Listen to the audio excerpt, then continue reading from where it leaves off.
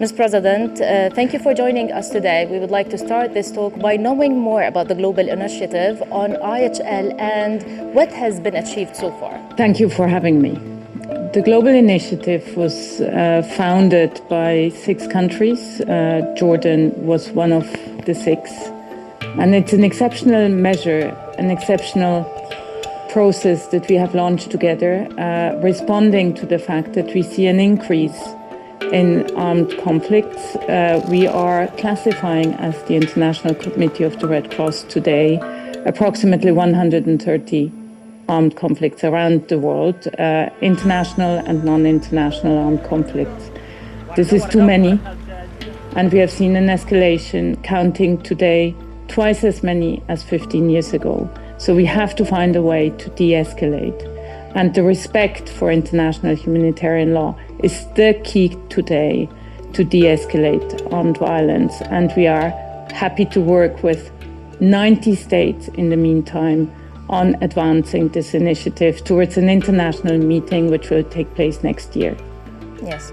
What do you see the impact of this global initiative, considering the escalation of crisis that we are witnessing, especially in our region, and we will be coming to talk about Gaza more in details? What you see today is that conflicts are fought with high intensity, also because new technologies give states and non-state parties the means to amplify the force of violence. But this violence affects civilians first and foremost. You see the vast destruction that is happening in different situations of conflict. You see the high numbers of casualties and displacement, and you see immense human suffering.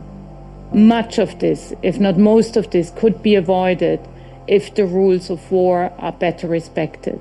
The rules that were designed after the Second World War to prevent civilians from suffering unnecessary pain in war, to protect civilians, to ensure that they have access to hospitals, that they remain in a situation where they have access to water and to humanitarian assistance, which is not the case today in many of the conflict settings, as we could see in Gaza, as we can see in Sudan, as we can see elsewhere. According to the states that are committing to this law and also to the initiative, how can we provide adherence and commitment, whether it's on implementation level, humanitarian level, when it comes not only to the initiative, but we need an implementing arm usually?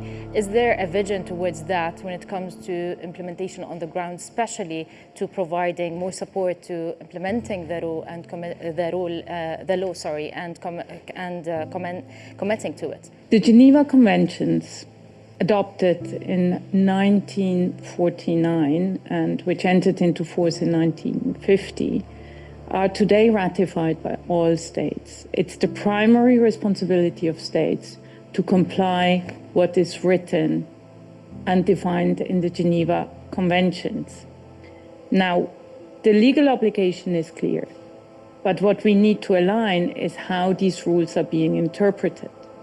So we have launched this initiative to forge an alignment about how the protective measures need to be applied in order to become effective. What states need to do in very practical terms in order to be compliant with what they had agreed on decades ago. It means training your armed forces. It means ensuring command and control. It means adjusting military strategies. It means implementing legislation into national laws and institutions. It means budgeting for international humanitarian law implementation. And it means making this implementation a national political priority. You will not see any legal system being effective if the leaders of the system are not committed to respecting it. Yes, and how would you describe the responsiveness towards this initiative, especially when we talk about making this, like you described, a national political priority? The responsiveness is overwhelming. It comes from the majority of states. 130 states from across the globe have participated over the last months in consultations within 7 work streams on 7 different areas pertaining to the rules of war. These consultations showed that the majority of states want a more protective interpretation of international humanitarian law to make sure that if they find themselves in a situation of armed violence, that their civilians will be better protected, that access of their civilians to health, water, sanitation, and food will be better ensured. So we have an alignment that has been written down. 27 states are co-leading this exercise with us, in addition to the 6 founding members, of which one is Jordan. Yes. And today we are issuing preliminary findings here in Geneva that will then pave the way for a second round of consultations until next summer, during which we will finalize very concrete recommendations for states on how to better respect international humanitarian law in any given context. We are not talking about specific conflicts, we are talking about states' obligations to respect the law. Yes. As you've mentioned, Jordan is among the 6 founding states of the initiative itself. What does that represent in terms of global humanitarian leadership, and how do you see Jordan's role contributing to advancing IHL in regards of awareness and implementation as well in the region? Jordan has been for decades a steadfast advocate for the respect for international humanitarian law and notably for the Geneva Conventions. We have a long-standing cooperation between the ICRC and Jordan, the Jordan Defense, the Jordan Foreign Ministry, and all relevant national institutions. We value Jordan's support also for our work, not only in the Middle East, but beyond the region. Jordan, together with Brazil, China, France, Kazakhstan, South Africa, launched this initiative to advance respect for international humanitarian law, but also to ensure that we heighten the level of political attention to the issue that is at stake at the moment. That is the primary key and possibility for states to de-escalate current conflicts, which are overwhelming us. You see that the conduct of the operation very recently in Gaza, the release of hostages and the release of detainees, is paving the way towards a ceasefire. And this is exactly what the initiative aims at, to use these first humanitarian steps to end fighting and to enter into negotiations for a longest-lasting agreement that will increase peace and stability, not only in the region, but across the globe. Yes. With the same relevant context, you are issuing the global report. What are the key highlights that this report is holding? The highlights are an alignment of states that we have to take this issue seriously, that this is not an abstract set of norms that pertains to the work of legal experts in a foreign ministry. These are very practical measures that states need to take very seriously and implement, because it's improving the safety and security of their own people. This is about saving lives. This is about protecting lives. This is about protecting human dignity when it becomes very difficult to do so. Yet the obligation remains clear. We cannot be dismissive about the norms at the time when the number of armed conflicts hasn't been higher for many decades. We count so many conflicts today, very cruel, barbaric conflicts, that we have to say we live in a decade of war. Now, we can be complacent about it and say there's nothing we can do. Or we can say, no, this is the moment where we have to reverse the tide, where we as state leaders are responsible to do that, where we are responsible to stem the constant escalation of violence. We have to stop the killing. It is in our power.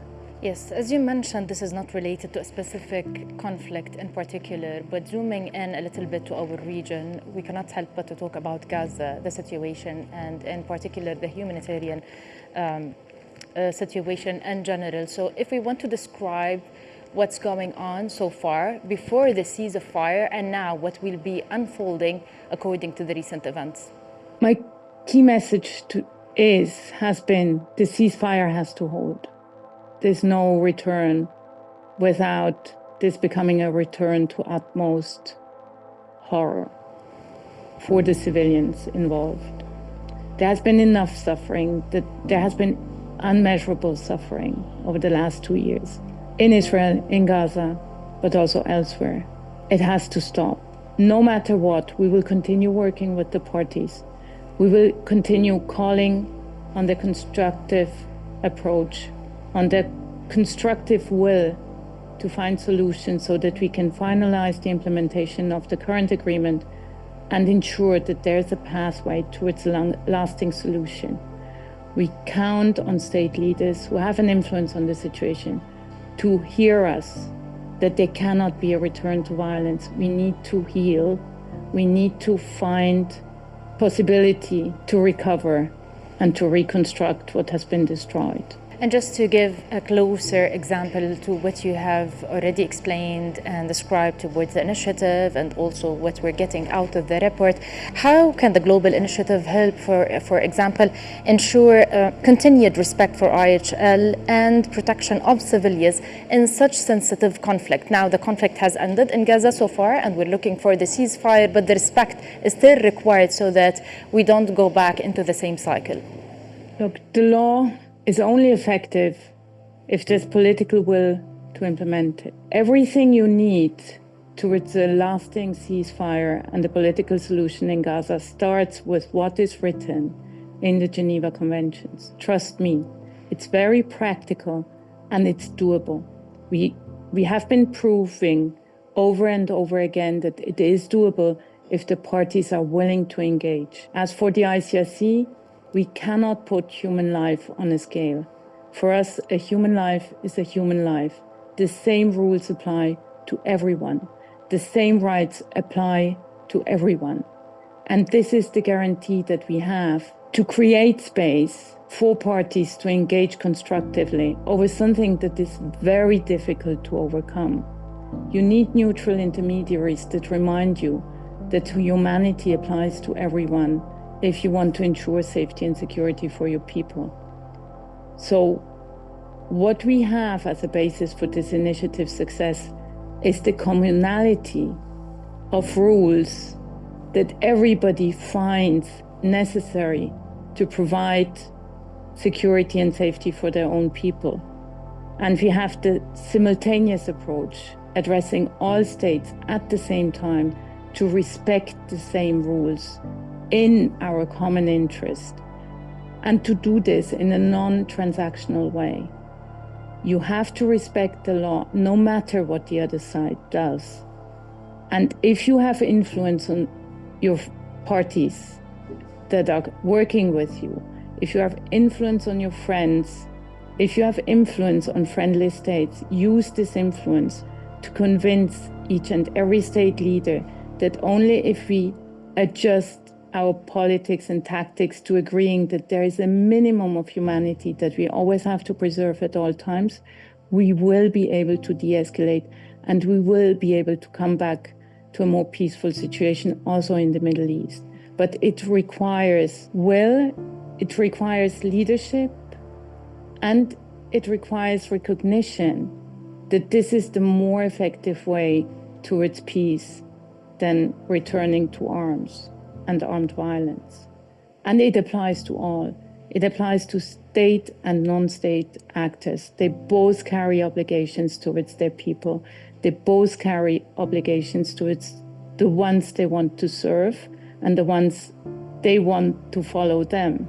But the ones following them need protections, they need rights, and they have the same rights and protections under the Geneva Conventions. Indeed, we hope the world would listen to this message, and we look forward to the implementation of the global initiative and also the impact of it internationally. Thank you so much, President of the International Committee of the Red Cross, Mirjana Spoljaric Egger. Thank you so much for joining us today. I thank you.